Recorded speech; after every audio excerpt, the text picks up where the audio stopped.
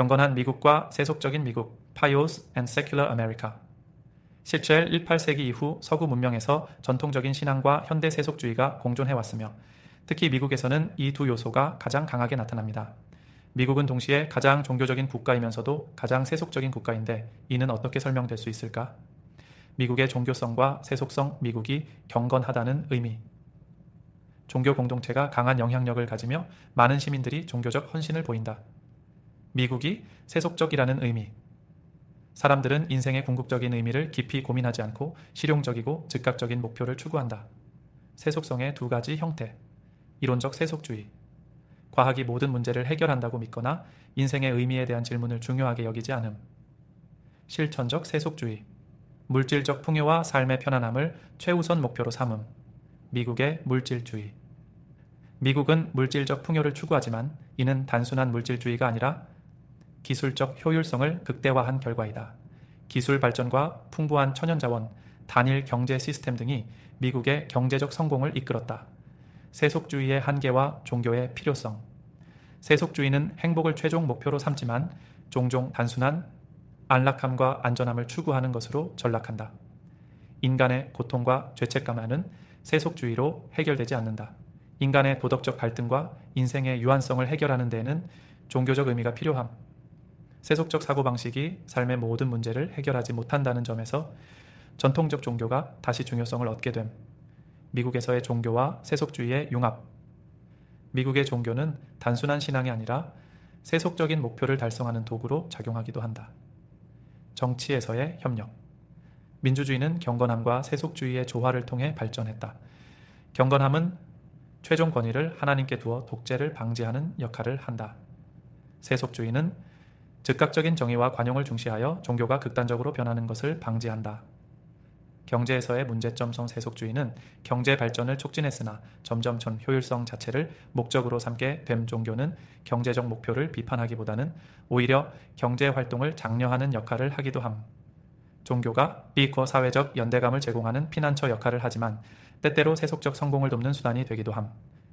미국에서는 두 가지 형태의 종교가 세속적 목표와 결합했다. 1. 개척시대의 종교 Evangelical Sect Church. 자발적 신앙 공동체, 평신도 중심, 감성적 신앙 체험을 강조.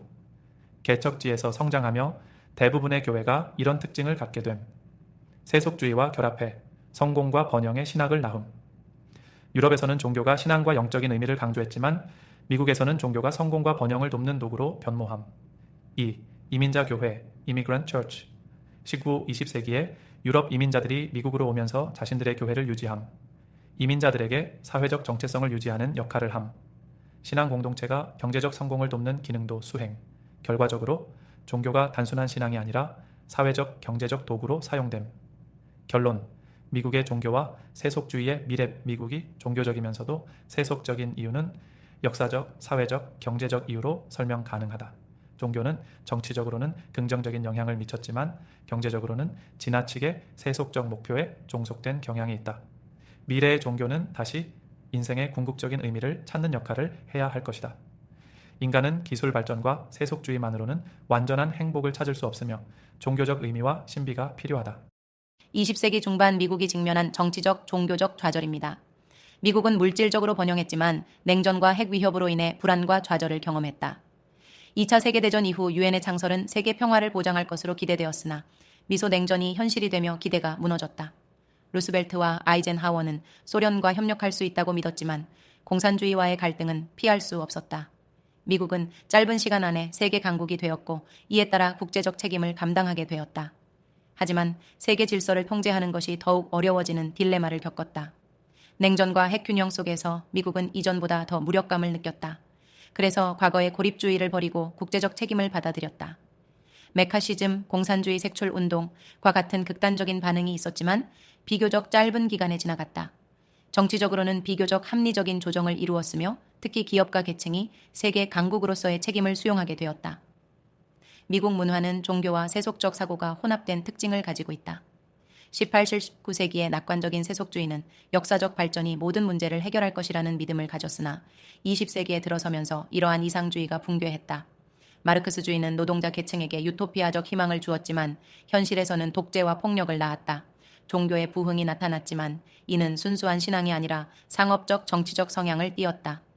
서부, 특히 LA에서는 자유시장 경제와 종교를 동일시하는 설교가 인기를 끌었고 동부에서는 기복신앙, 기도를 통해 성공을 얻는 믿음이 확산되었다. 빌리 그레이엄의 복음주의는 비교적 성경에 충실했지만 여전히 대중적이고 단순한 형태였다. 결론. 미국은 정치적으로는 비교적 잘 적응했지만 문화적 종교적으로는 유토피아적 환상을 버리지 못했다. 진정한 기독교 신앙은 인간 존재의 신비와 도덕적 복합성을 인식해야 하지만 현대의 종교운동은 이를 단순화시키고 특정 이익을 위한 도구로 변질되었다. 미국의 고등교육과 종교적 및 세속적 문화의 관계. 미국의 고등교육은 직업 및 기술 교육과 일반 교양 교육으로 구분됨. 미국의 리버럴 아츠 대학은 유럽보다 더 엄격하게 인문학과 교양 교육을 제공함. 대학 교육은 학생들에게 다양한 문화와 역사를 접하게 하여 시공간의 제한에서 벗어나도록 돕는 역할을 함. 대학은 학문적 자유를 보장해야 하며 정치적 종교적 압력으로부터 독립적이어야 함. 미국 대학들은 정치적 독립성이 보장된 편이나 일부 주립대학과 종교계 대학은 정치적 종교적 영향력에 노출되기도 함. 그러나 대학들이 미국의 고립주의적 사고를 극복하는 데 기여했으며 국제적 연대와 협력을 교육을 통해 강조함. 미국은 자유시장 경제를 민주주의와 동일시하는 경향이 강했으며 이는 정부의 개입을 경계하는 문화로 이어짐. 뉴딜 정책과 같은 변화는 대학에서 나온 학자들의 지원을 받았지만 대다수 대학 졸업생들은 보수적인 경제관을 유지함. 일부 학생들은 대공황 시기에 사회주의나 공산주의 사상에 관심을 가졌으나 대학들은 전반적으로 마르크스주의적 교육을 제공하지 않음. 미국은 교회와 국가가 분리되어 있지만 동시에 종교 활동이 활발한 나라임. 종교 기관들은 미국 사회에서 중요한 역할을 하며 대학 내에서도 비공식적으로 종교적 교육이 이루어짐. 종교와 세속적 가치가 공통적으로 인간의 존엄성을 강조하지만 지나치게 낙관적인 인간관으로 인해 현실적인 문제 해결에는 미흡한 측면이 있음. 기술 발전과 대중매체의 발달로 인해 미국 문화는 실용주의적이고 상업화되는 경향이 강함. 대학 교육은 이러한 경향 속에서도 예술과 인문학을 보호해야 하지만 현실적으로 많은 압박을 받고 있음. 특히 언어 교육이 부족하며 기술 중심의 교육이 강화되면서 인문학적 사고가 약화되는 문제점이 있음.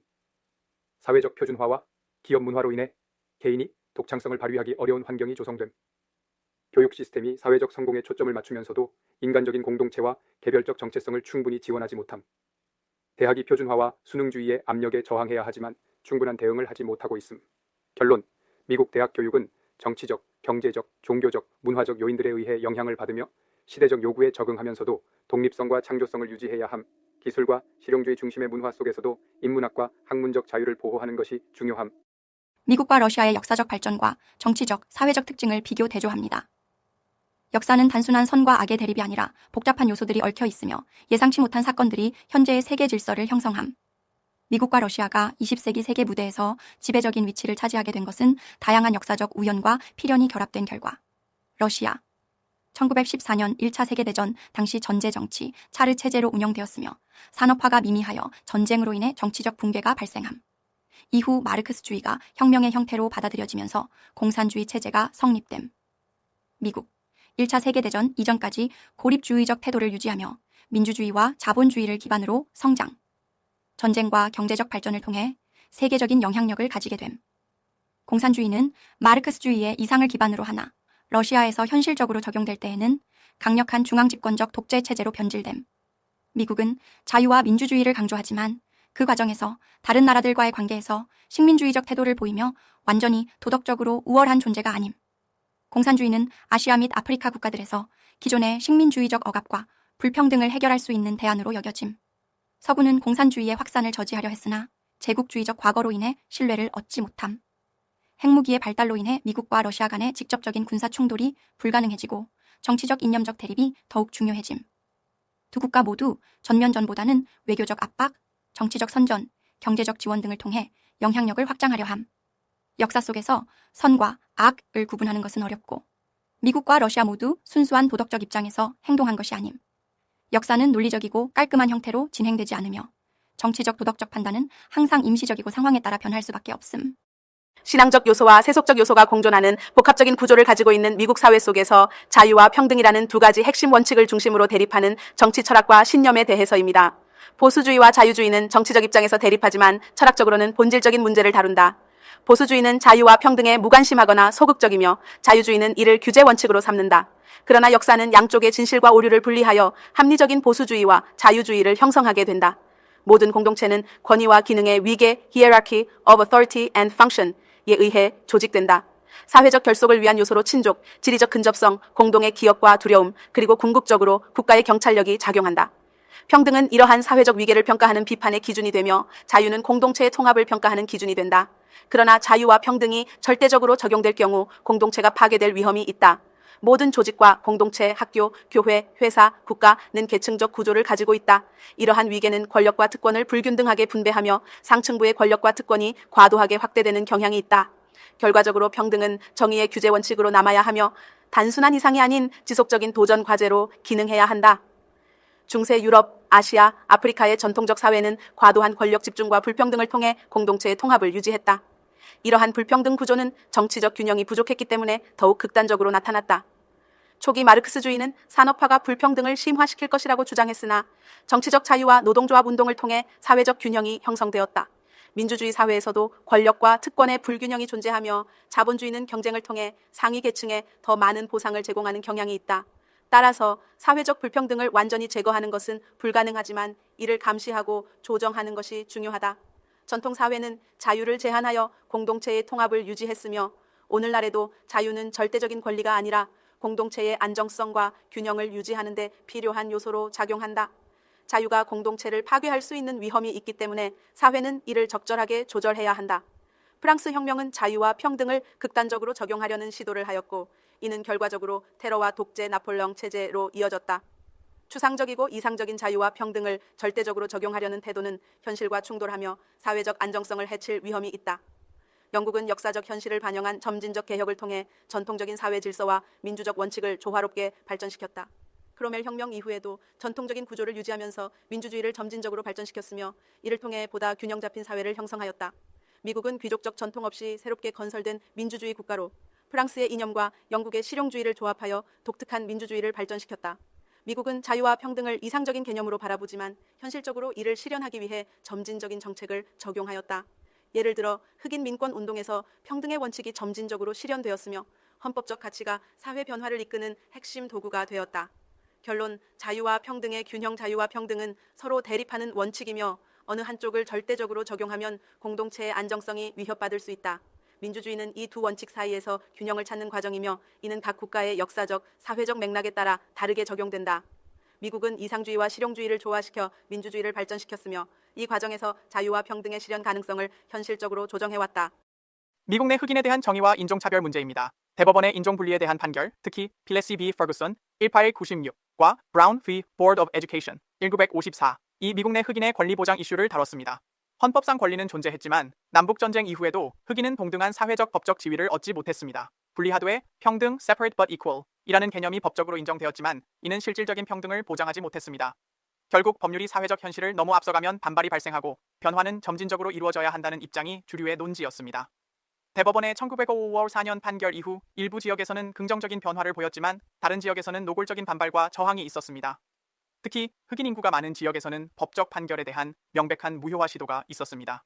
인종차별의 원인은 단순한 편견이 아니라 백인 집단의 생존 본능과 집단적 자부심이 결합된 형태로 나타난 것으로 보입니다. 흑인의 문화적 후진성을 이유로 차별을 정당화하는 경우도 많았으나 이는 시간이 지나면서 교육을 통해 극복될 수 있는 문제였습니다.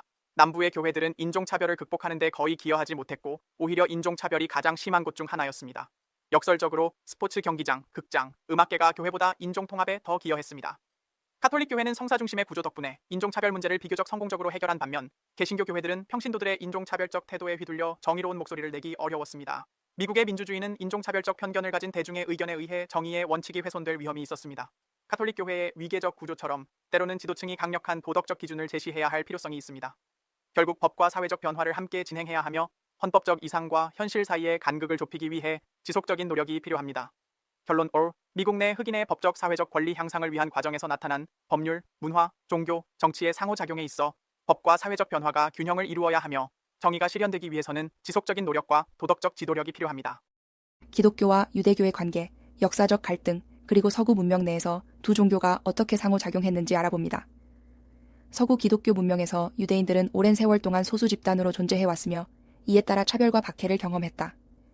스페인의 반종교 개혁, 나치의 유대인 박해, 중세 유럽의 유대인 개토 등 다양한 시기에 기독교 다수파는 유대인을 배척했다. 유대인들은 기독교인들이 가진 선민의식과 동화 강요에 저항하며 자신들의 종교적, 민족적 정체성을 유지해왔다. 유대인들의 동화되지 않으려는 경향이 기독교 다수팩의 반감을 불러일으켰다. 중세 유대인들이 금융업과 상업밖에 종사할 수 없었던 역사적 배경이 경제적 편견으로 이어졌다. 중세와 근대 사회에서 유대인들이 부당한 비난을 받아온 것은 집단적 자부심과 관련된 보편적인 사회적 문제의 일부로 해석될 수 있다. 유대인들은 시민윤리와 사회정의에 대한 뛰어난 감각을 보여왔으며 특히 인권운동에서 중요한 역할을 해왔다. 미국 내에서 유대인들은 아프리카계 미국인의 시민권 운동을 적극적으로 지지하며 사회적 불평등 해소에 기여했다. 이러한 활동은 기독교 사회가 유대인들에게 투사한 부정적인 편견과는 상반된 모습이다. 기독교인은 예수님을 메시아로 믿지만 유대교에서는 여전히 메시아를 기다리고 있다. 유대교적 관점에서 기독교는 미완의 세계에서 구원이 이미 이루어졌다고 주장하는 성급한 종교로 비칠 수 있다. 기독교는 유대교의 율법, 할라카, 토라를 불필요한 것으로 보고 신의 은혜를 강조한다. 유대교는 율법을 통해 신과의 관계를 형성하며 이는 단순한 규칙이 아니라 신앙의 핵심 요소로 작용한다. 기독교는 율법을 넘어 사랑과 희생을 강조하지만 이로 인해 현실적 사회 윤리를 구축하는 데 한계가 있을 수 있다. 유대교는 보편적인 신앙을 가지면서도 민족적 정체성을 유지해왔으며 이는 기독교와 다른 점이다. 현대 유대인의 정체성은 종교적 유대뿐만 아니라 민족적, 정치적 요소, 특히 이스라엘 건국과도 깊이 연관되어 있다. 기독교가 보편성을 강조하는 반면 유대교는 특정한 민족적 역사적 배경과 깊이 연결되어 있어 그 정체성이 더욱 복합적이다. 결론. 유대교와 기독교는 공통의 전통을 공유하면서도 중요한 신학적 차이를 가진다. 두 종교가 화해하고 상호 존중하는 관계를 형성하기 위해서는 역사적 오해를 바로잡고 서로의 신앙을 진지하게 이해하려는 노력이 필요하다. 기독교가 과거의 배타적 태도를 반성하고 유대교를 단순한 기독교 이전의 종교로 보지 않는 것이 중요하다. 완전함과 공동체에 대한 논의입니다. 신앙적 충동은 인간이 완전함을 추구하도록 이끈다. 이는 예수님의 말씀인 그러므로 하늘에 계신 너희 아버지의 온전하심과 같이 너희도 온전하라에서 드러난다. 전통적 신비주의는 역사적 자아를 초월하여 신과 합일하려는 경향이 있으며 이는 공동체적 충동과 갈등을 빚는다. 공동체는 개인의 불완전함을 상호 보완하는 방식으로 형성되지만 종교적 완전주의는 이와 대립하며 사회적 관계를 위험에 빠뜨릴 수 있다. 개인이 역사적 존재로서 완전함을 추구하면 공동체의 필요성과 균형이 무너질 위험이 있다. 수도원적 삶과 독신주의, 셀리바시 같은 종교적 완전주의는 공동체의 질서와 정의를 유지하는 데 필요한 제도, 재산, 정부 등에서 벗어나려 하지만 실질적으로는 그 제도에 의존하는 방식으로 살아간다. 전쟁에 대한 기독교적 완전주의, perfectionist pacifism도 이와 비슷한 문제를 지닌다. 전쟁은 정의로운 목적을 위한 경우도 있는데 완전주의적 입장은 모든 형태의 폭력을 부정하여 현실적 공동체의 생존을 어렵게 한다. 신약에서 말하는 완전함은 거룩함으로 번역된 구약 개념 레위기 19장 2절을 재해석한 것이다. 예수님은 완전함을 포용적인 사랑, all-inclusive love로 설명한 것으로 보인다. 즉, 너희의 사랑이 하나님처럼 모든 사람을 포용하라는 의미로 해석할 수 있다. 따라서 예수님의 가르침은 신비주의적 완전주의보다는 사랑을 통한 공동체적 윤리를 강조한다. 예수님의 사랑의 명령, 하나님을 사랑하고 이웃을 사랑하라는 사회적 윤리와 조화를 이루어야 한다. 아우구스티누스의 하나님의 도성에서는 신의 사랑이 공동체 내 사랑을 압도하며 인간적인 관계에서의 사랑이 경시된다.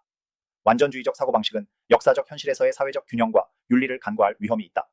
공동체는 다양한 가치와 이해관계가 조화를 이루어야 하며 이상적 사랑의 개념이 현실적 사회 윤리를 대체할 수는 없다. 결론. 신비주의적 완전주의는 개인이 궁극적 목표에 집착하여 현실 공동체에서의 책임을 도외시하는 경향이 있다. 예수님의 사랑의 보편성은 단순한 신비주의와 다르며 사회적 관계에서 사랑과 정의의 균형을 유지하는 것이 중요하다. 인간은 한계를 지닌 존재이므로 완전함이 아니라 사랑과 공동체 속에서 책임을 다하는 것이 기독교적 윤리의 핵심이다. 종교적 신념과 합리적 사고, 그리고 인간 존재의 신비에 대한 논의입니다. 미국 사회에서 신앙적 태도와 세속적 합리주의가 공존하며 이 둘 사이에 긴장 관계가 존재함. 신앙은 인간의 도덕적 삶과 역사적 의미를 강조하지만 합리적 사고는 논리와 경험적 분석을 통해 인간의 문제를 해결하려 함. 종교적 신념과 철학적 사유 모두 인간 존재의 궁극적인 질문에 대해 완전한 해답을 제공하지 못함. 인생은 모순과 불일치로 가득 차 있으며 이것은 종교적 계시나 철학적 사유만으로 해결되지 않음. 인간의 의미 체계는 신비에 둘러싸여 있으며 이는 순수한 이성으로 완전히 파악될 수 없음. 철학자들은 신비를 다루는 방식에 따라 세 가지로 분류됨. 1. 신비를 임시적으로 인정하나 궁극적으로 합리적 설명이 가능하다고 믿는 입장, 헤겔. 2. 신비를 인정하면서도 이성이 완전히 도달할 수 없는 영역이 있음을 수용하는 입장, 칸트. 3. 신비를 단순한 무지의 잔재로 보고 과학이 점차 이를 해결할 것이라고 믿는 입장. 철학과 과학은 창조의 개념을 설명하려 노력해왔으나 무로부터의 창조 개념은 여전히 신비로 남아있음. 현대 과학은 인과 관계를 설명하는 데 집중하지만 궁극적인 존재의 이유를 설명하지 못함. 신앙은 창조의 신비를 신의 초월적 존재와 사랑을 통해 이해하려 함. 인간은 자유를 가지고 있지만 그 자유는 여러 제약과 한계 속에서 행사됨. 인간의 선택은 개인적 책임을 수반하지만 사회적, 심리적, 경제적 요인에 의해 제한받기도 함.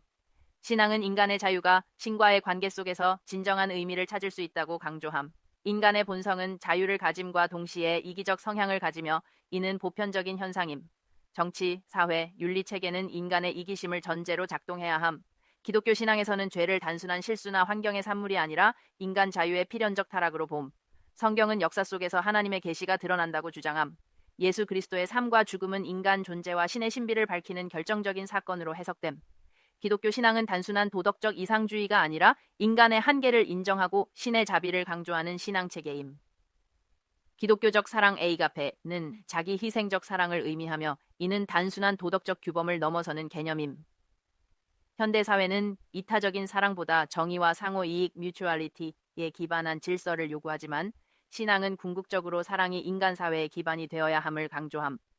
기독교 신앙은 단순한 철학적 논리나 형이상학적 개념이 아니라 실천을 통해 증명됨. 신앙의 본질은 인간 존재의 모순과 신비를 깨닫고 이를 인정하는 겸손과 사랑으로 나타나야 함. 결론. 신비와 의미의 조화. 인간은 스스로 모든 것을 이해하려 하지만 궁극적인 의미는 신비 속에 남아있음. 신앙은 이러한 신비를 단순한 무지로 치부하는 것이 아니라 그것을 통해 더 깊은 의미와 진리를 발견하는 길로 안내함.